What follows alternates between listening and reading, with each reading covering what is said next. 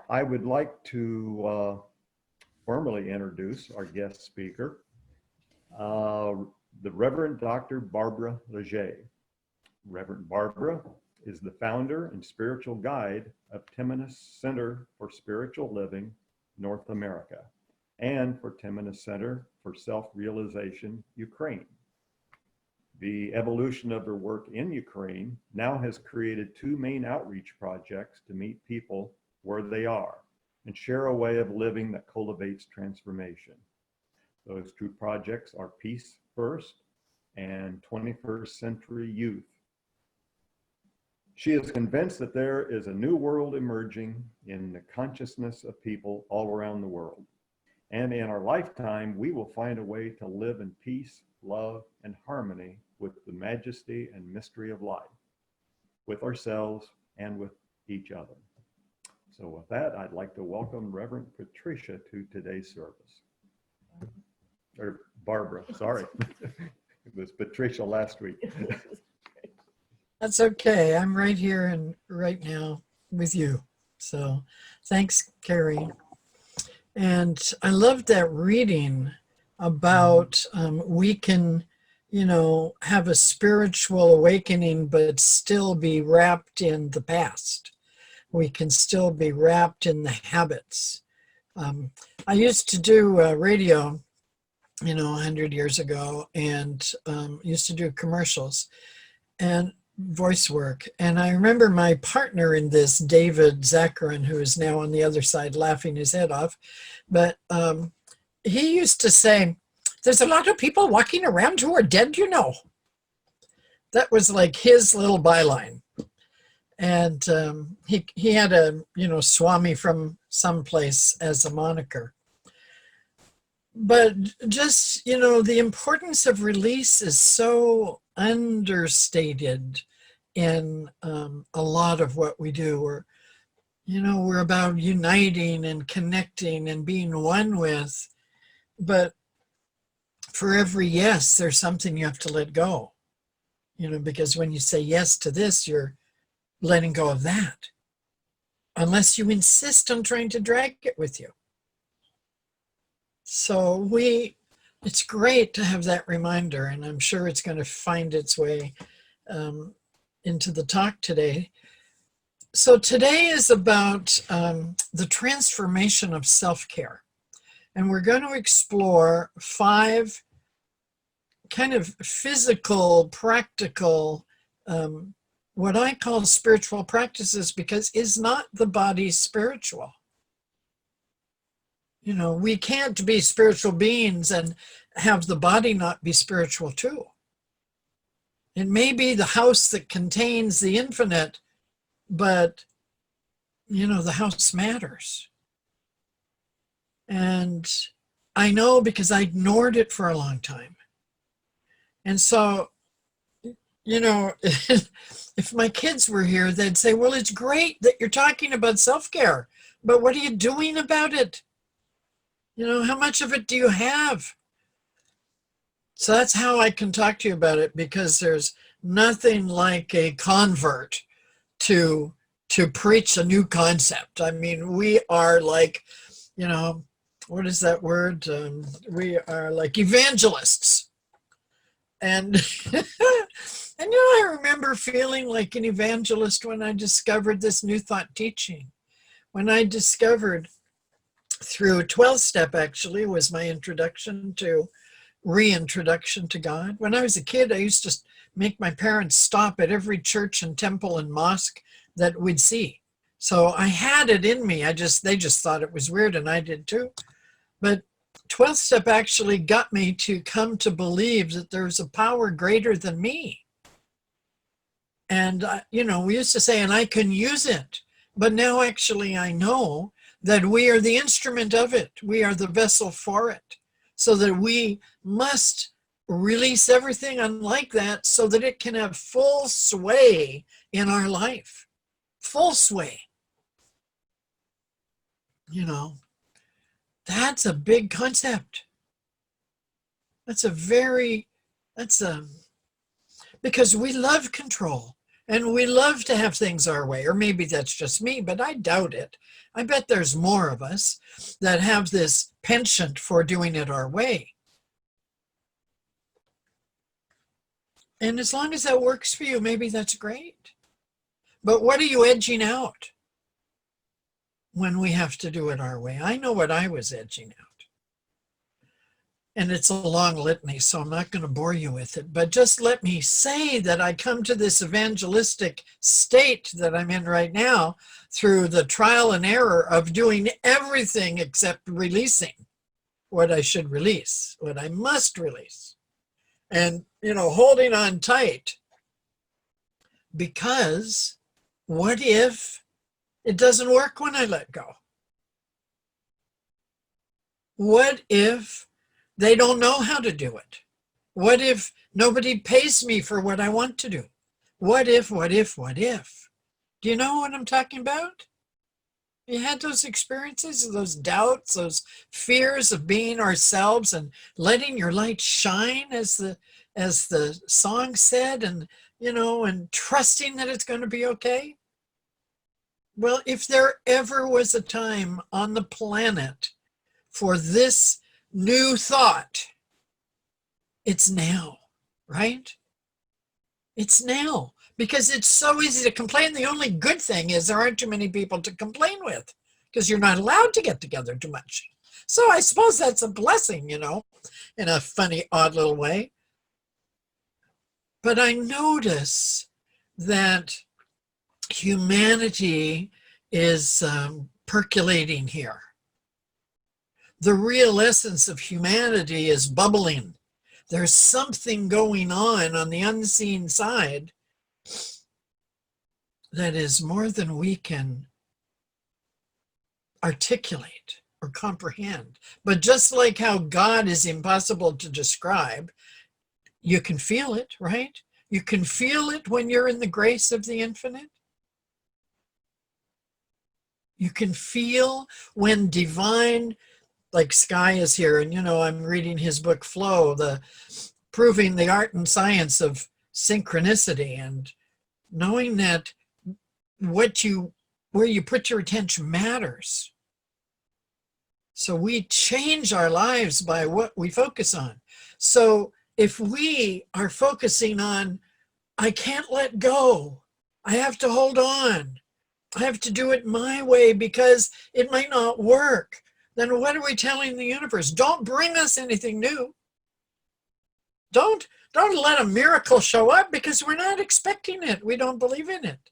Well, now, folks, this is the time to throw open those shutters and lift the curtains back and open the window and let in the light of this idea that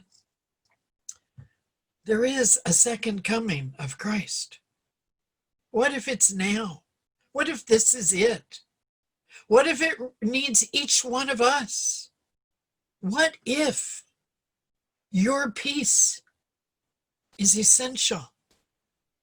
Have you ever seen a puzzle that has a piece missing? You look at the whole puzzle, and what's the first thing you see?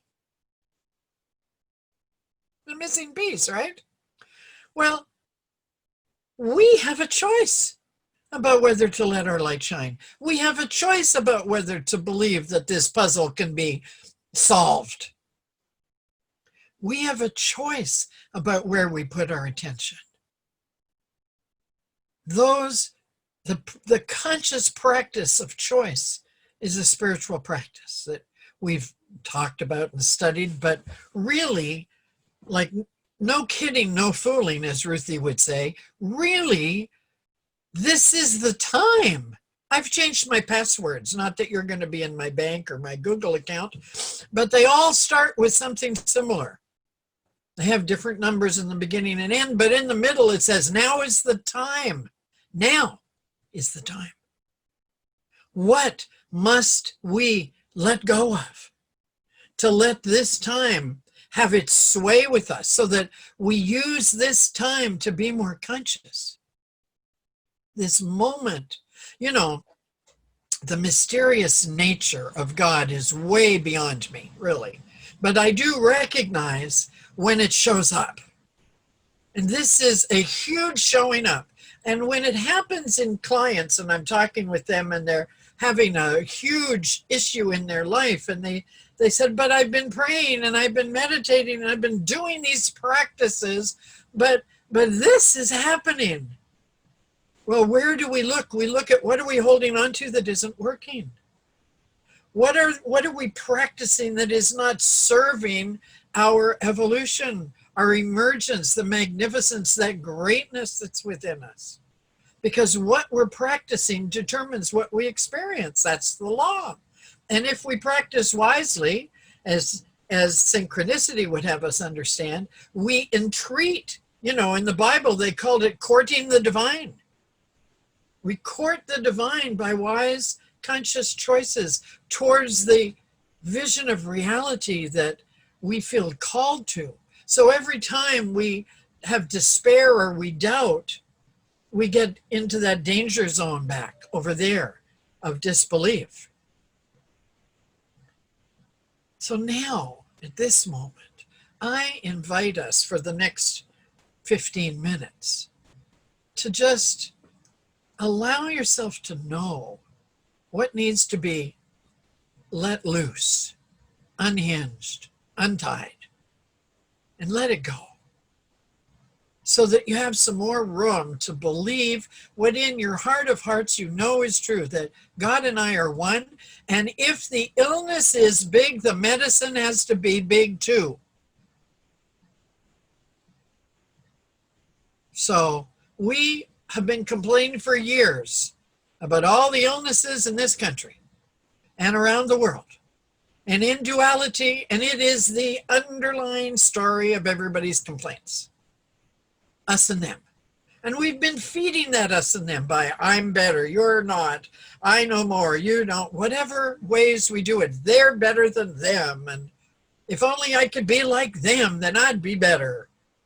All those things create the very need for the medicine that we have today. It's a very harsh truth. I didn't personally by myself create this, and nor did John, and nor did Tom or Hope, and nor did Trish or Ellen or Jeanette. Well, none of us on our own created this. But we live in a collective soup. That's the nature of life. So where there is a preponderance of a certain perspective, there's going to be lots of demonstrations of that perspective. That's how it works. You can't fool Mother Nature. Remember the margarine commercial back in the whatever, long ago? I mean, you can't fool it.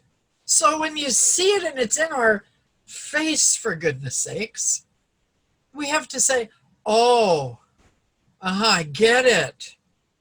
Because how much bigger can it be? I mean, I don't want to imagine.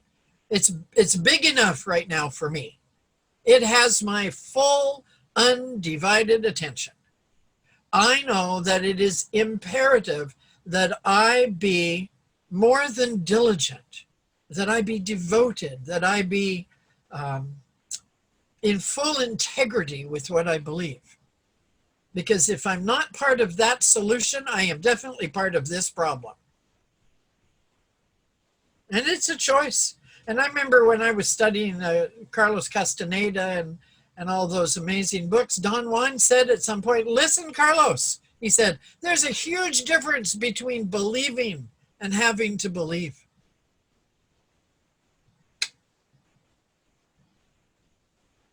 We have to believe now. It's time. And it's wonderful. It's hard. Yes, it's hard. But we would not be sitting in this virtual room if we were all about easy. We wouldn't be here. In all of the years that all of us have been at this, we have not taken the easy path. This is a serious spiritual tradition of consciousness, not of just wishing, not of escaping, not of blaming, not of giving the responsibility for our resurrection into Christ consciousness on somebody else. This is ours to do. None of this was in the wonderful talk that I created for you. Oh my God. But I want to light a fire. I want to light a fire, and I want it to be actually done. I want us to just to have cozy conversations with each other. I want us to learn to listen to each other, because it's so easy to try to be who we think other people need us to be, even here, even in these gatherings. Sometimes it's too scary to say, my faith is shaking. Sometimes it's too scary to say, I don't like to admit it, but I'm having a lot of doubts about what's really possible here. If we believe what we teach and what we sing about and what we speak about, we must learn to listen to each other. We must learn to let ourselves be authentic and release that mask that says, it's more important to fit in and do it and play the game and the party line and all of those things than to be myself. It is not. And if ever there was a time to be ourselves, it's now. In all of our glory and in all of our doubt. I had a panic attack 6 weeks ago, my first in my life. It was an extraordinary experience. I have people close to me who suffer from panic attacks, from the PTSD that they have.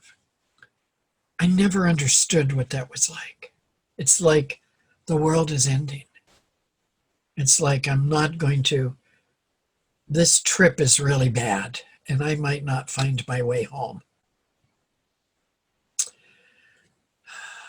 So I'm grateful for that. I'm grateful for that experience because it allowed me more compassion. Yesterday, I found myself in the midst of the insanity when I wanted to run onto the street with a sign that says, have we had enough yet?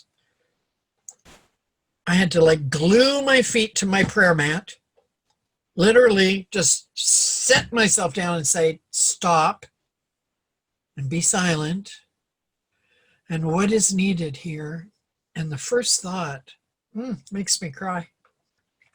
The first thought is, when people are really scared, they do terrible things. They do unconscious things.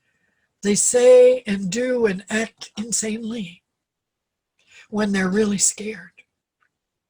When they don't know what to do. When their back is against the wall. When they're in a corner. And we must pray for ourselves when we're in that space. Pray for others when they're in that space without any sense of superiority or any sense of better than anything. And just say, one of us is hurting. In the Native tradition, they would say, one of our relatives is sick. One of us is hurting. Let us sing them their song. Let us know their truth. So we have a lot of work to do. And it's a great thing. And I spend a lot of time doing the 5 practices that I want to share with you in the next 10 minutes. And, there's all the traditional teachings, the prayer, the meditation, the visioning, which I'm going to be teaching online soon. So if you really want to know about how to sashay on over to letting go, visioning's the route, let me know. Journaling, writing, affirmations, gratitudes, all those things. They're all fantastic. They're tried and true because they work. But my unhidden agenda for this next 10 minutes is that we're going to start by choosing peace. And we're going to end in 10 minutes by knowing that peace first is the place to start because it makes everything else easier. Because when you choose peace first, you literally, biologically calm your body so that That adrenaline and cortisol isn't pumping in you, making you want to fight or run or freeze. We're not smart when we're acting on instinct, when we feel like we must fight or run or freeze. And you can see out there in the world today, there's a lot of that. We have to learn to breathe together. We have to be the examples of what breathing looks like. So that as we're calm, we send that energy into the collective soup and it ripples out. And if we do it consistently and diligently, and every time something disturbs us, we create a wave of peacefulness. So that is the first spiritual practice, is to choose peace first, to use the God-given ability of our consciousness to make a choice, to put all that static and that cacophony out there and turn it off and choose to take a breath. And so if you can imagine whatever upset you have with the world that we're living in and the challenges that's bringing and the things it's asking for us, I ask you right now to close your eyes. We all have places we're upset. We all have our emotions hit the fan. You know, all of us, we're not saints yet. We're people still, human, spiritual people, and stuff comes up. And so at the first sign of distress, learning to take a breath and choose peace is the best choice we can make. And so I ask you to do that. And do 3 or 4 more in silence.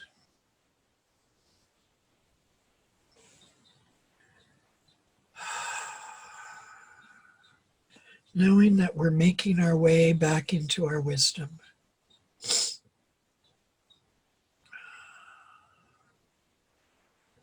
So that we respond rather than react to the conditions we find ourselves in. We breathe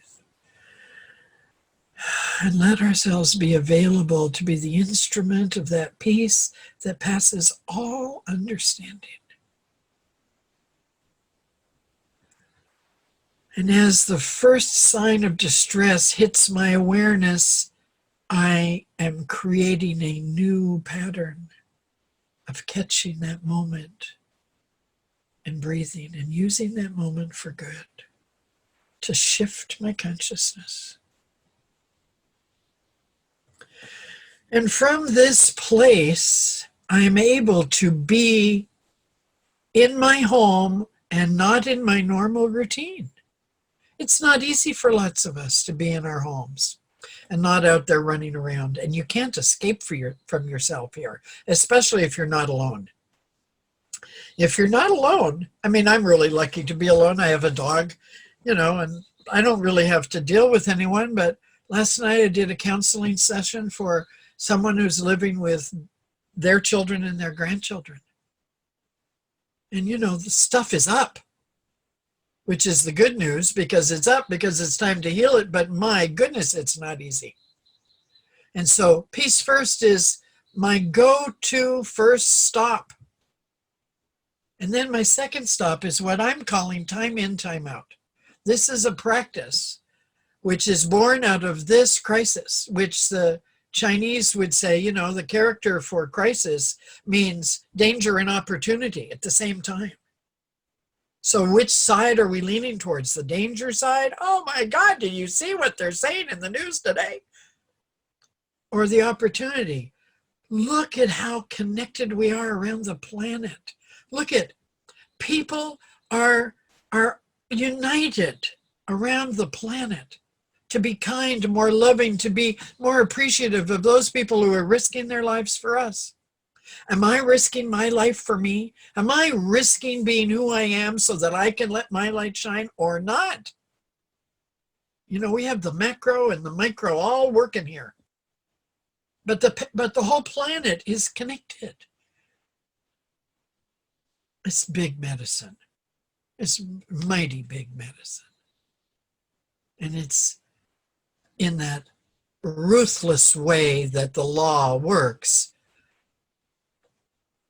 It's what's needed so that we have a chance to reset the trajectory of humanity. This is this moment. And we will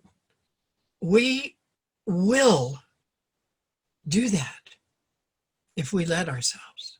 So time in, time out is what words I use. I don't like the word isolation. I don't like to self-isolate. It sounds like a lonely thing. It sounds like a hard thing. Like I'm a little bit like a victim if I think I have to self-isolate. And worse yet, what? I'm in quarantine. What's the matter with me? I'm in quarantine. I'm sick. I'm at risk. I'm stuck here at home. My brother called me the other day and he said, "So are you doing what everybody else is doing?" I said, "I certainly hope not." We had a big philosophical conversation because we all have different views about things. And I'm such a radical these days, or an evangelist. But, let's use this moment for good. Time in, time out. And if you want more information, I have 2 pages of how to use this time. And it started out of working with my grandkids' teacher on how to help set them up online and how to support the parents to support the kids to manage things at home. And it just kind of blossomed. If we're using time in well, then we're looking at ourselves. We're noticing our challenges. We're noticing where we're putting our attention. If we use our time out well, when we get to go back out, then how do you want to be when you go back out? People are saying, boy, when is it going to go back to normal? I hope it never goes back to normal. That's not what I want. That normal has not created the world of my dreams. How about yours? So I want to go out with bigger faith. I want to go out with greater clarity about who am I? What's my life about? How do I serve in the world? What is the call really, and how much do I trust it? I want to trust it more than I've ever trusted it. I want to be the light that I am born to be. And I want to support you too, because we are all here by divine appointment for this time.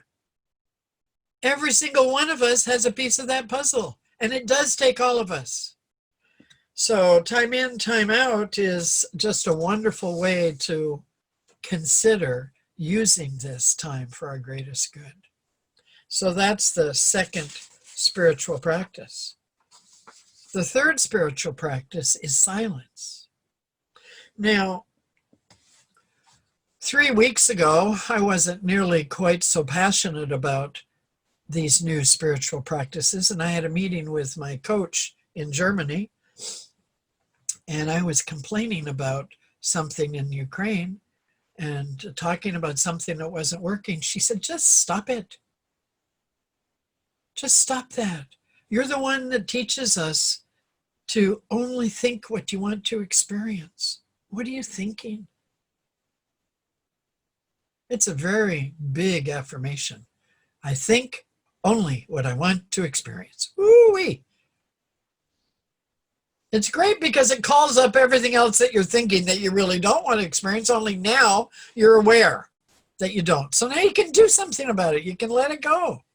So she said, listen, I suggest to you, and I wasn't any too happy in her being so bold with me, I suggest you go and take yourself to the silence and you spend more time there.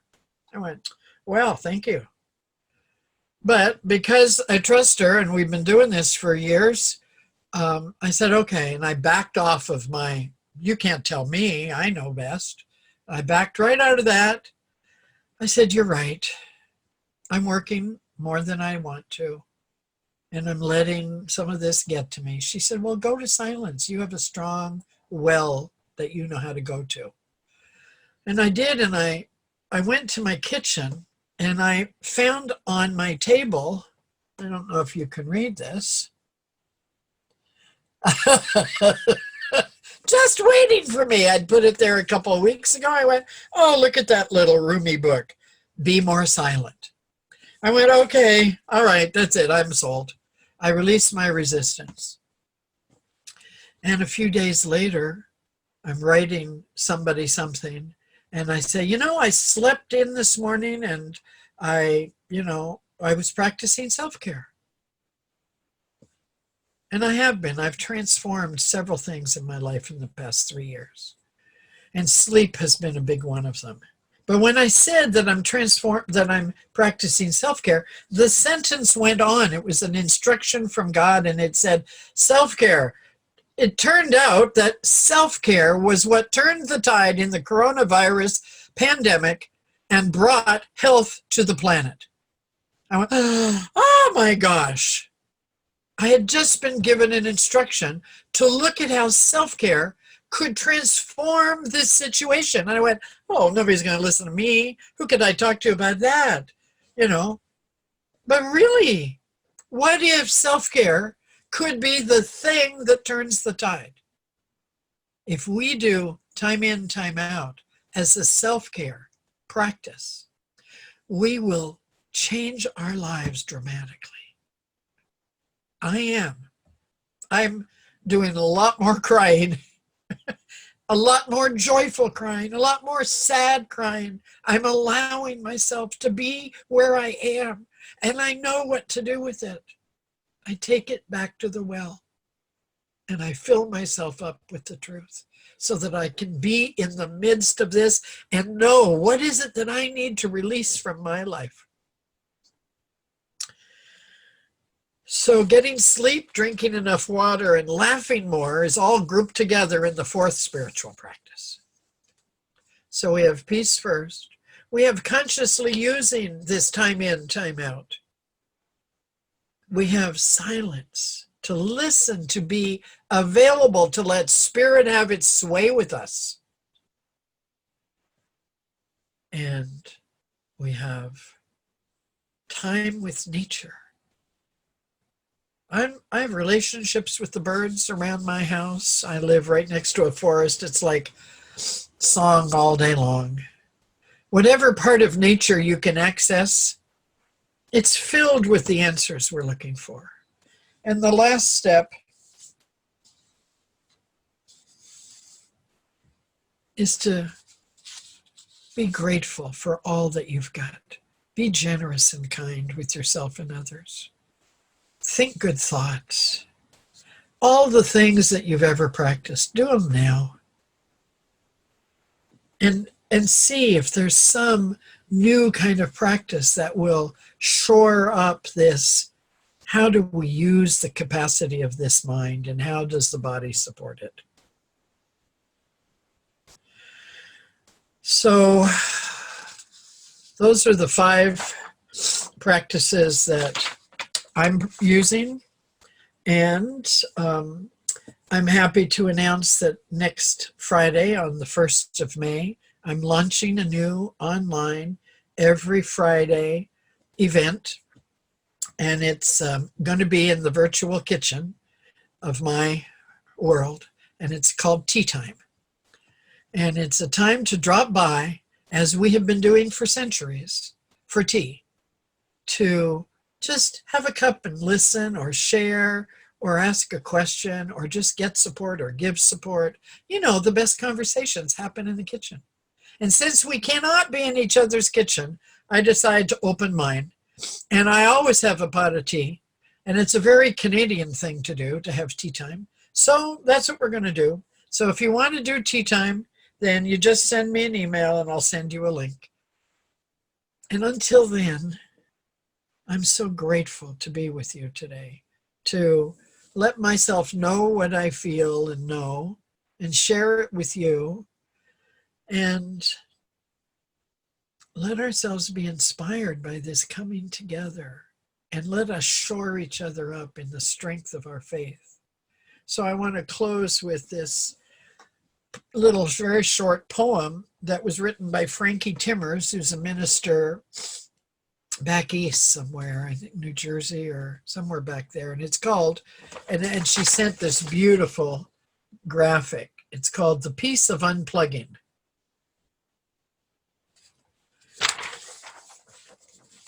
Only love. The peace of unplugging. Only love. Deep sorrow of human suffering shows me how forgetful we can be. Underneath the suffering live something much more real. The essence of life is always present, now revealing that only love is real, only love matters. So when we're lost and we know not what to do, we reach deep into our own hearts, finding the essence of life. Drinking from the fountain of infinite love, we serve another tenderly. We remind each other that at the heart of it all, it's only love, a love that heals and a love that reveals. So that love is with you. So I invite you to commune with it and let peace be the handle to this door of this new humanity. I thank you so much for your attention and your presence here today. Thank you. Thank you very much.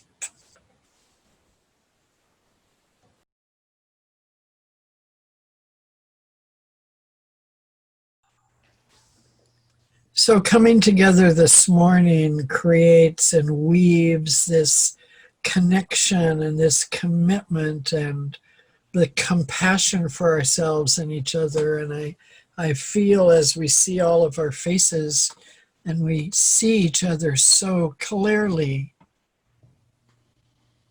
that we know that we are here to live and breathe and demonstrate that we have our being in this infinite presence.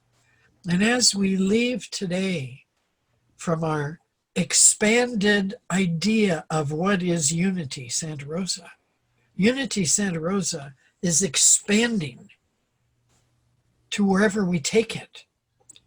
And so we are one, and nothing can separate us from that truth unless we insist on it, and we do not. We insist on being the vessel, the instrument for the one life. And we cannot fail in that mission because for that we are born. And so I claim and accept it for myself and for each of us and celebrate that we are in a healing process, revealing a new humanity that works for everyone. Everyone. And so that is. Thank you.